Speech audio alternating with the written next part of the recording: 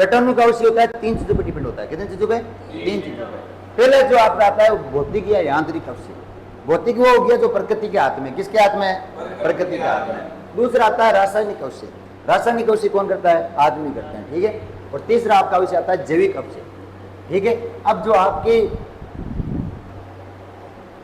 आपको ट्रिक याद रखनी है, पेपर में क्वेश्चन आएगा अवश्य। क्या क्वेश्चन आएगा?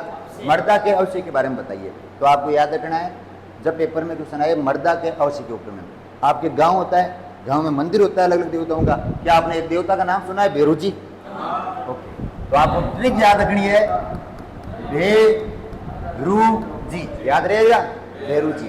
भे से भौतिक अवयव, रे से रासायनिक अवयव, जी से जैविक अवयव। यहाँ तक किसी के शब्द कंप्लीट? आपके पेपर में क्वेश्चन आएगा चट्टानों का अवश्य। तो आदमी का विनाश कौन कर सकता है? राक्षस का विनाश भेरुजी महाराज। कौन से महाराज कर सकते हैं? भेरुजी महाराज। आप देखिए भेरुजी महाराज को याद कीजिए, आपकी ट्रिक होगी भेरुजी। ये आप याद रखना, भेरुजी। ओके, भे से बेटा क्या हो गया? भौतिक या यांत्रिक अवयव, रे से रासायनिक अवयव, जे से जैविक अवयव या जीव अवयव, जीव अवश्य। ओके, अवश्य एक शब्द का शाब्दिक अर्थ होता है नष्ट होना। क्या होता है? नष्ट होना। तो जो राक्षस होते हैं, जो चट्टानें होती है, उनको नष्ट कौन करेगा? कौन से महाराज करेंगे? जो आपके पेपर में क्वेश्चन आएगा चट्टानों के अवश्य पे टिप्पणी लिखिए। चट्टानों का अवश्य कितने तरीके से होता है? 3 तरीके से। आपकी ट्रिक क्या होगी? भेरुजी। भे से भौतिक, रा से रासायनिक, जी से जीविक, जैविक या जीवी अवयव। अब देखिए बात करते हैं भौतिक या यांत्रिक अवयव की। किसकी बात करते हैं? भौतिक या यांत्रिक अवयव की बात करते हैं। अब देखिए मेरी बात सुनिए, आपने देखा है ताजमहल। ताजमहल किस किसने देखा है? रियल में देखा है आपने ताजमहल? तो ठीक है, देखिए आपको याद रखना है ताजमहल। क्या याद रखना है? ताजमहल। क्या याद रखना है भाई? ताजमहल। और ताजमहल की जो हवा होती है कैसी होती है? ताजमहल की जो हवा होती है वो कैसी होती है? बड़ी हिम्मत वाली होती है। ताजमहल की हवा कैसी होती है? ये आपकी होगी ट्रिक। क्या होगी आपकी ट्रिक? होगी। तो ट्रिक किसने दी आपको पता है? हाँ, तो देखिए ताजमहल का पहला अक्षर आ रहा ता।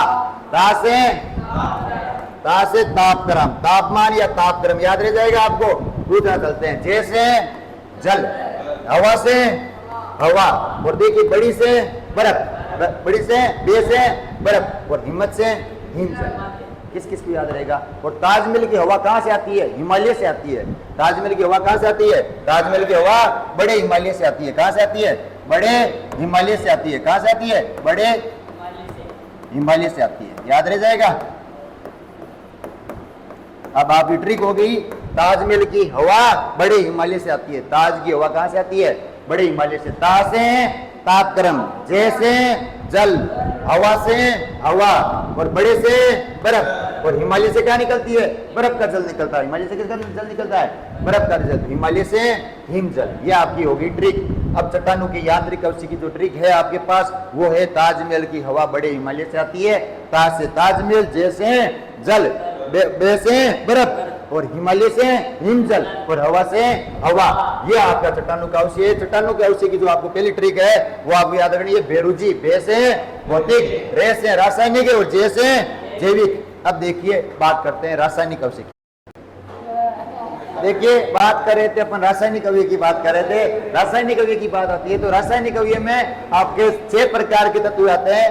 पहला आपका आता है जल अपघटन। जल के द्वारा चट्टान क्या हो जाती है? टूट जाती है। दूसरा आता है जल योजन। जल के योजन से क्या होती है? चट्टानें टूट जाती है। और तीसरा आपका आता है वियोजन। क्या आता है? वियोजन। और चौथा आपका जो आता है ऑक्सीकरण, और पांचवा आता है आपका अपचयन, और छठा आता है आपका कार्बनीकरण। छठा क्या आता है? कार्बनीकरण। इस कब के आपके पास, इस सब के पास आपके पास ट्रिक क्या हो जाएगी? जिज्जा विदेश से अनार और आम कब लाएंगे? जिज्जा विदेश से अनार और आम कब से लाएंगे? तो पहला अक्षर आ रहा है जे से जल योजन। दूसरा जे से जल अपघटन। याद रहेगा, दोनों पहले क्या होगा? जल योजन होगा, और फिर क्या होगा? जल का अपघटन। योजन का मतलब होता है मिलना, और अपघटन का मतलब होता है तोड़ना। तो पहले जल को मिलाएंगे, फिर जल को क्या करेंगे? तोड़ेंगे। विदेश से वियोजन। जब आदमी विदेश चला जाता है तो क्या हो जाता है? उसका घर से लगाव टूट जाता है। लगा घर से क्या होता है? वियोज हो जाता है। घर से वियोज क्या हो जाता है? वियोजन। तो बेटा सुनो, जिज्जा से जे से जल अपघटन, वापिस जल योजन। ठीक है, विदेश से वियोजन। ठीक है, विदेश से वियोजन। ए से ऑक्सीकरण। ए से आपका अपचयन याद रख लेना, और आ से ऑक्सीकरण।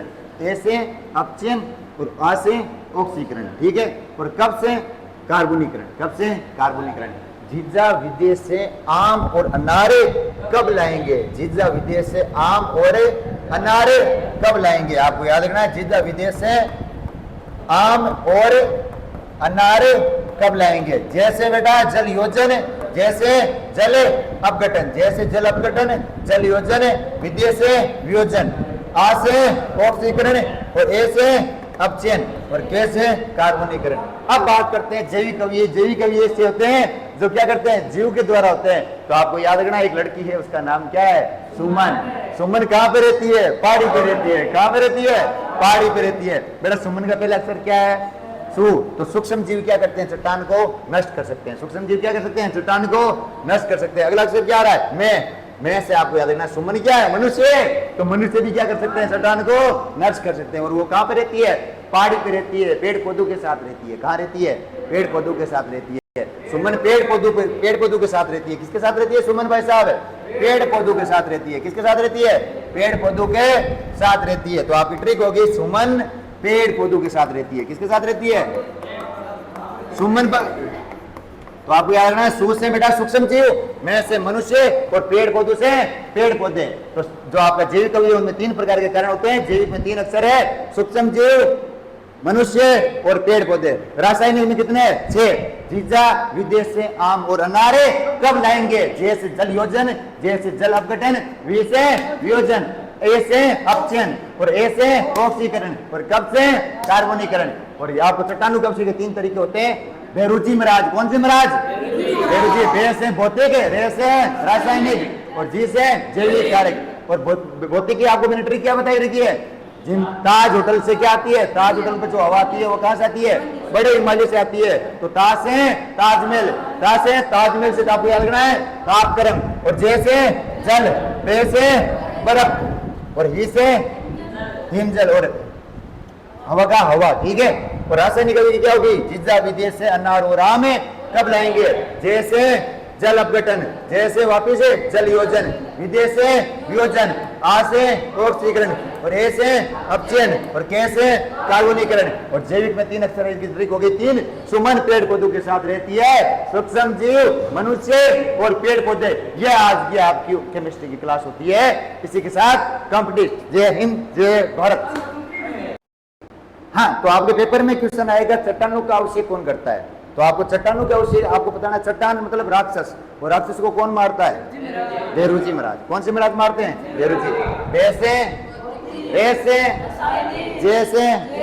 अब देखिए बात आती है भौतिक की। भौतिक में आपको याद रखना, ताजमहल पे जो हवा आती है वो कौन से हिमालय से आती है, बड़ी हिमालय से आती है। ता से तापक्रम, जैसे जल, ऐसे हवा और बे से बर्फ और हिम से हिमजल। बात करते हैं रासायनिक अवशेष। रासायनिक अवशेष में 6 भाग होते हैं। जीजा विदेश से अनार और आम कब लाओगे, जीजा विदेश से अनार और आम कब लाओगे। जी से जल अपघटन, जे से जल योजन, वी से वियोजन, ए से वहां से ऑक्सीकरण और वापिस ए से अपचयन, के कब से कार्बोनीकरण। अब देखिए बात आती है जैविक अवशेष की। जैविक में कितने 3 अक्षर है, तो इन 3 प्रकार के पार्ट निर्भर करेंगे। सुमन किसके साथ रहती है, पेड़ पौधों के साथ। सु से सूक्ष्म जीव, मे से मनुष्य और पेड़ पौधे से पेड़ पौधे। तो इस प्रकार से चट्टानों का अवशेष वाला टॉपिक आपका होता है। मर्दा को प्रभावित करने वाले कारक की बात आती है। मर्दा को प्रभावित करने वाले कारक में आपको याद रखनी है, एक लड़की थी, उसका नाम क्या था, सीमा। सीमा ने क्या किया भाई, सीमा ने क्या किया, सीमा ने पकड़ा, किसको पकड़ा, टीना को। किसका पकड़ा, टीना को। फिर कल बाई रोती पकड़ी टीना ने, फिर कल बाई रोती पकड़ी टीना। एस से सोयल, एफ से फंक्शन, सी से क्लाइमेट, आगे देखिए, बी से बॉडी पार्ट, आर से इस्तेला करती, पी से परतक पदार्थ और टी से time. S F C L B R P और टी। परतक पदार्थ मतलब क्या हो गया, मृदा के निर्माण को प्रभावित करने वाले कारक क्या है, सोइल। वहां की मृदा कैसी है, उसको कौन प्रभावित करेगा, फंक्शन। वहां पे क्या क्या काम हो रहे हैं, अगर मानिए कहीं खनिज का काम हो रहा है, खान का काम हो रहा है, तो मृदा को प्रभावित करेगा। दूसरा देखिए क्लाइमेट, वहां की जलवायु कैसी है, जलवायु अच्छी होगी तो मृदा अच्छी होगी, जलवायु बुरी होगी तो मृदा बुरी नहीं होगी। अभी बारिश क्यों नहीं हो रही है, क्या कारण है, जलवायु, मृदा। समझिए बात। आगे देखिए, बी से बॉडी पार्ट, वहां के जीव मंडल मृदा के बारे में कैसी सोच रखते हैं। आगे देखिए, आर से स्थलाकृति, वहां पर स्थलाकृति कैसी है, पर्वत है या पहाड़ है। पी से पुरुष पदार्थ, वहां के पुरुष पदार्थ अर्थात वहां के जो जीवाणु है, जो पेड़ पौधों की पत्तियां हैं वो कैसी है। अगर पेड़ पौधों की पत्तियां ज्यादा होगी तो वो मृदा क्या होगी, उपजाऊ होगी, पर पत्तियां कम होगी तो मृदा कम उपजाऊ होगी। और टी से टाइम, वहां पर कितना टाइम लगा। आर्बिट्री क्या होगी, सीमा फिर कल बाई रोटी पकड़ी टीना से। एस से सोयल, एफ से फंक्शन, सीएल से क्लाइमेट, बी से बॉडी पार्ट जलमंडल जीवमंडल, और आर से रिगोलिक, और पी से परत पदार्थ, और टी से समझिए। This is the your class is the finish. ये आपकी मृदा को निर्माण को प्रभावित करने वाला कारक होगी, और ये लगभग आपका पार्ट है पूरा।